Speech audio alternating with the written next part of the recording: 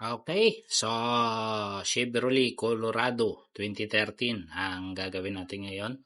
So ang complaint, ang concern ng customer natin is 3 to 5 seconds bago kumagat yung transmission. So ito ay i-scan muna natin para mayroon tayong record. At ito, TCM, so clear, kulay green siya. May mga iba na detect.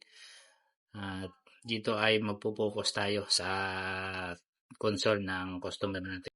Dito ay nagbigay tayo ng recommendation na ibababa yung valve body. So nag-proceed tayo dito.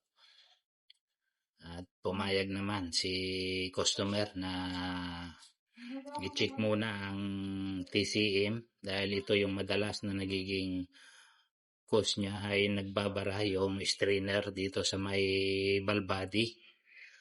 So dito natin malalaman pag nabuksan na natin to kung magpo-proceed tayo sa rebuild or hindi. Ito ay bagong palit ng fluid and then wala naman tayong nakitang metal chips sa oil pan.